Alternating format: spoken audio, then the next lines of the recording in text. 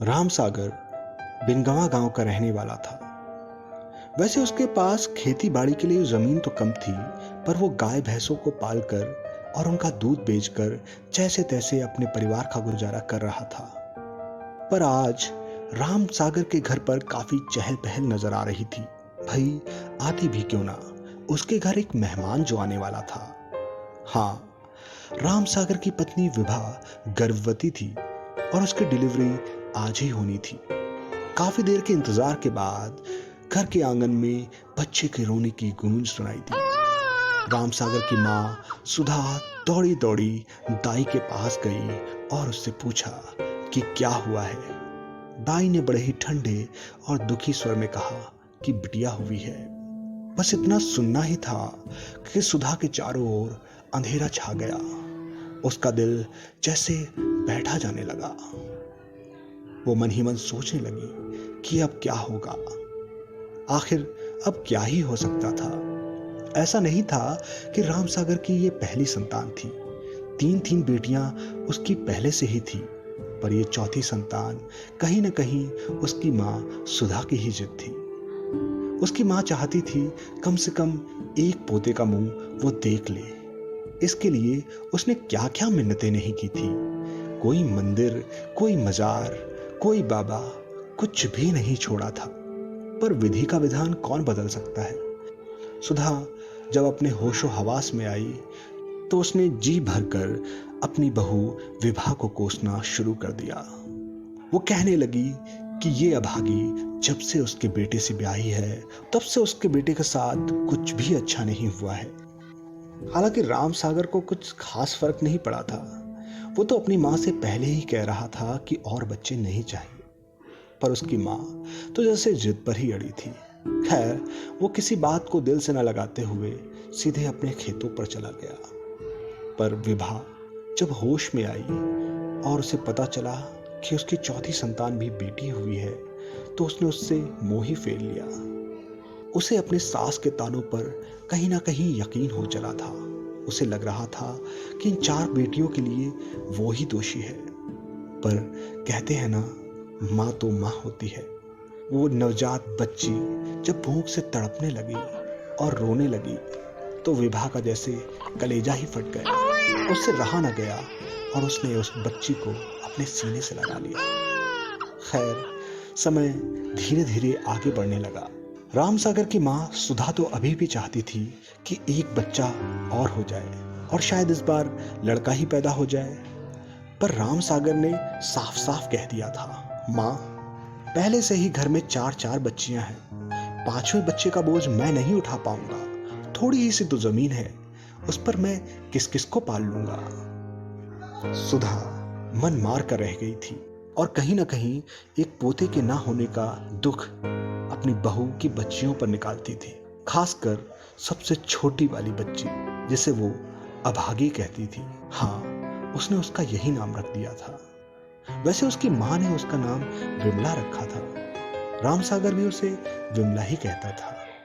पर उसकी माँ सुधा ने अभागी के अलावा उसे किसी और नाम से पुकारा ही नहीं था। उसकी तीनों बहनें तो दादी की डांट फटकार सुन सुनकर पढ़ाई लिखाई कब का छोड़ चुकी थी और घर और खेत के काम में जुटी रहती थी। पर विमला तो बहुत अलग किस्म की बच्ची थी। वो दादी की डांट फटकार एक कान से सुनती और दूसरे कान से निकाल फेंकती। पढ़ाई लिखाई में उसका बहुत मन लगता था। जब पढ़ाई लिखाई से फुर्सत मिलती तो बाकी कामों में भी वो हाथ बटा देती थी। पर पढ़ाई लिखाई भी उसे बहुत अच्छी लगती थी। वैसे राम सागर के ऊपर विमला की पढ़ाई का कुछ खास खर्च नहीं था। भाई, वो पढ़ने लिखने में इतनी तेज थी कि उसे स्कूल की तरफ से वजीफा मिलता था। बाकी थोड़ा बहुत पैसा राम सागर भी खुशी खुशी दे देता था। कहीं ना कहीं उसके मन में ये बात थी कि उसके बच्चे पढ़ लिख कर कुछ बने, क्योंकि वो तो कुछ नहीं बन पाया था। बाकी की 3 बच्चियों में तो वो अपनी इच्छा पूरी न कर पाया था, पर विमला को तो वो चाहता था कि वो कम से कम अपनी पढ़ाई पूरी कर ले। शायद यही कारण था कि बाजार आते जाते वो उसकी पढ़ाई लिखाई की चीजें कभी लाना नहीं भूलता था। वक्त धीरे धीरे बीतता गया और न जाने कब विमला हाई स्कूल में पहुंच गई।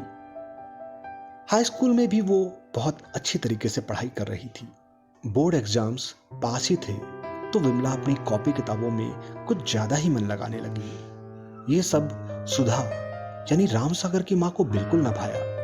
वो बात बात पर उसे खरी खोटी सुनाने से ना चूकती। एक दिन राम सागर को ये बात रास न आई। उसने अपनी माँ से साफ साफ कह दिया कि जब तक विमला के बोर्ड एग्जाम नहीं हो जाते उससे काम के लिए कोई कुछ नहीं कहेगा। सुधा अब बूढ़ी हो चुकी थी, उसके घर में अब उतनी चलती भी न थी, सो वो भी मन मार कर चुप हो गई। इधर विमला ने जी तोड़ मेहनत कर अपने बोर्ड के एग्जाम दिए और फिर अपने घर के और खेत खलिहानों के कामों में जुट गई। बोर्ड एग्जाम के रिजल्ट भी आने हैं, इसकी भनक ना तो विमला को थी और ना ही घर में किसी और को।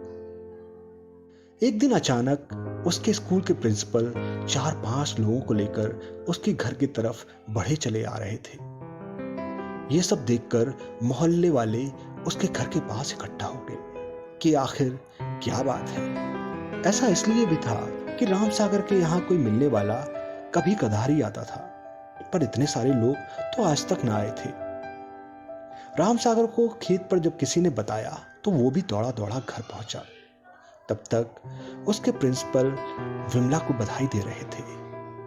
राम सागर ने जब अंदर जाकर नजारा देखा तो वो बहुत चौंक गया। उसके प्रिंसिपल ने बताया कि विमला ने हाई स्कूल में पूरे प्रदेश में टॉप किया है और इसीलिए स्कूल की तरफ से वो उसे पुरस्कृत करने आए हैं। साथ ही साथ कुछ जाने माने पत्रकार भी उसकी फोटो लेने आए हैं। सुधा अब भी घर के कोने में बैठकर बुदबुदा रही थी कि पेपर में टॉप कर लिया तो कौन सी बहुत बड़ी बात हो गई। इससे वो लड़का तो नहीं बन जाएगी, उसकी अधूरी इच्छा पूरी तो नहीं हो पाएगी। अब उसका नाम जग में कौन रोशन करेगा। खैर, अगले दिन कुछ आला अधिकारी फिर से विमला के घर आए। उन्होंने बताया कि राज्य के मुख्यमंत्री विमला को पुरस्कृत करना चाहते हैं। ये बात सुनकर सबकी खुशी का ठिकाना नहीं था। सब लोग बहुत खुश थे सिवाय सुधा के। उसे विमला की इस कामयाबी पर कुछ ज्यादा खुशी नहीं थी।